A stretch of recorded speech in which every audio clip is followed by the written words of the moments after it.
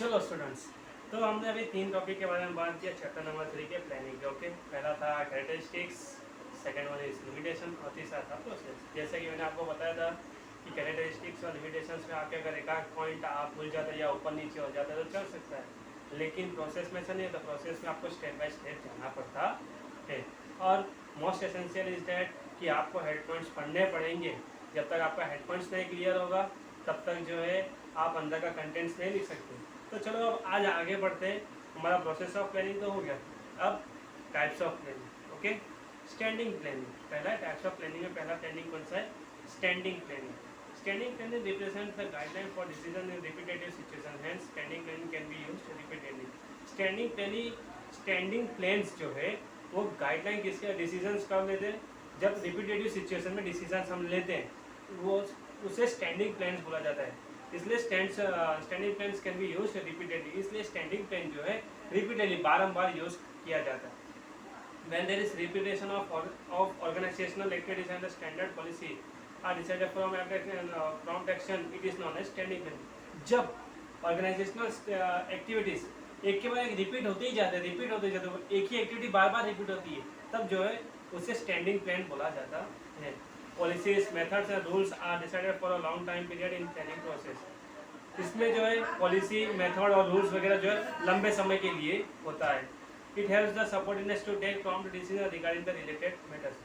ये सबऑर्डिनेट्स को हेल्प करता है कि वो प्रॉपर डिसीजन ले सके कोई भी matters related. Example, procedure for delivery of goods as per order of customer और if credit policy is decided before and on permanent basis, it will help the employees to take prompt decision. Okay, इधर एक example दिया है, बहुत short and simple है कि procedure for delivering of goods as per order of customers, goods की delivery करना उसकी प्रोसीजर कस्टमर के हिसाब से। और if credit policy is decided before and on permanent basis, it will help the employees to take prompt decision. अगर credit policy permanent basis के पहले डिसाइड हो जाती है तो वो एम्प्लॉयज को हेल्प करता है कि वो कोई भी एक प्रॉम्प्ट डिसीजन ले सके।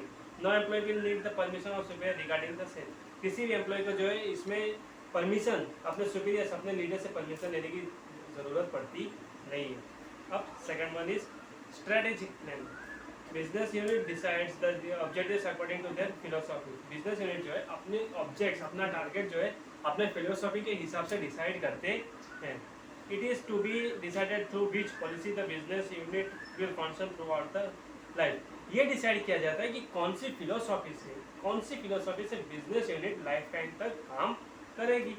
It is known as business objective. उसे क्या बोला जाता है? उसे क्या कहा जाता है? Business objectives.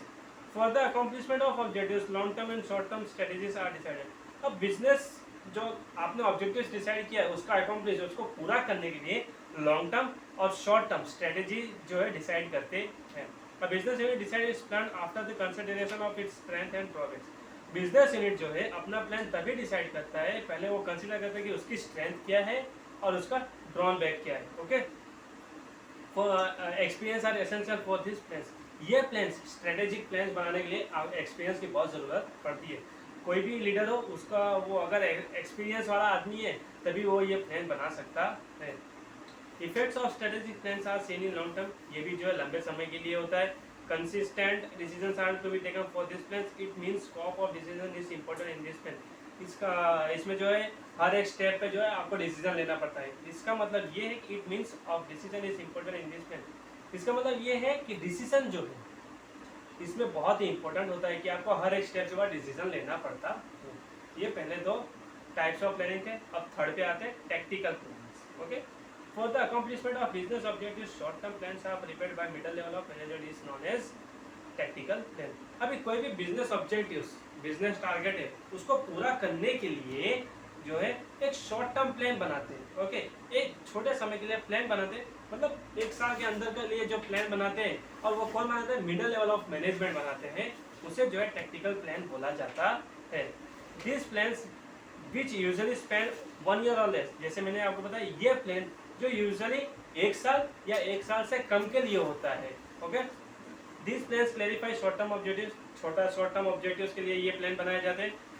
Hence, business activities remain goal oriented and take place in a systematic manner. तो बिजनेस एक्टिविटीज जो है वो गोल ओरिएंटेड रहता है कि हाँ ये टारगेट रहता है कि हमें ये अचीव करने का है इतने छोटे से इतने शॉर्ट टर्म में, ओके।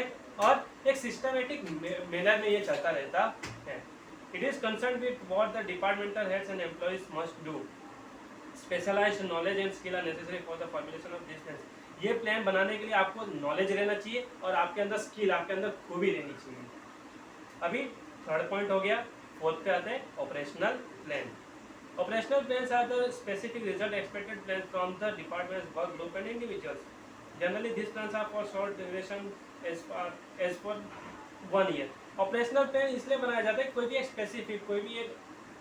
स्पेसिफिक रिजल्ट पाने के लिए, इसके लिए एक छोटे समय के लिए जो 1 साल या 1 साल से कम के लिए प्लान बनाते हैं उसे ऑपरेशनल प्लान बोलते हैं।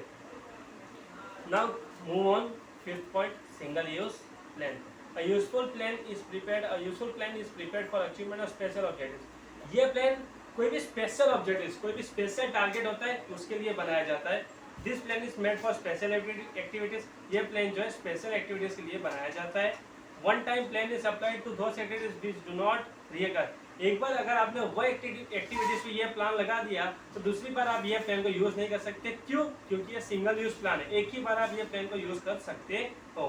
For example, for the activities like sheet making, construction of house, packaging, printing, etc. this plan is important. For example दे रहा है कि भाई शीप बना रहे हो आप, या फिर घर का कंस्ट्रक्शन कर रहे हो, या फिर पैकेजिंग कर रहे हो, प्रिंटिंग कर रहे हो, तो उसमें एक ही बार खाली आपका प्लान यूज होता है। आप एक घर बना रहे हो तो एक ही बार आप ब्लूप्रिंट देखते हो, बार बार नहीं है कि आप बार बार ब्लूप्रिंट देखो उसको तुड़वा के बनाओ, घर एक ही बार बनता है, okay.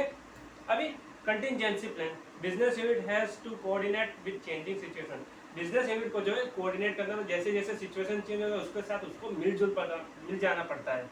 Business environment is also keep on changing due to political, economical, social और नेचुरल फैक्टर। बिजनेस एनवायरनमेंट जो है वो भी चेंज होते रहता है, या तो पॉलिटिक की वजह से, चाहे फिर इकोनॉमिक की वजह से, या फिर सोशल की वजह से, या फिर नेचुरल फैक्टर की वजह से। Due to this reason if change are made to be in original plan और a new plan is made, it is known as contingency plan. इसके लिए ये रीजन की वजह से, इसके कारण अगर आप ओरिजिनल प्लान इसको चेंज करके नया प्लान बनाते हो उसे जो है कंटिजेंसी प्लान बोला जाता है, ओके। Thank you. आज अपना ये 4th वीडियो इधर खत्म हुआ। अगर आपको प्रॉब्लम है, कोई भी क्वेश्चन है तो आप मुझे कमेंट में पूछ सकते हो, okay. And subscribe my channel. Thank you.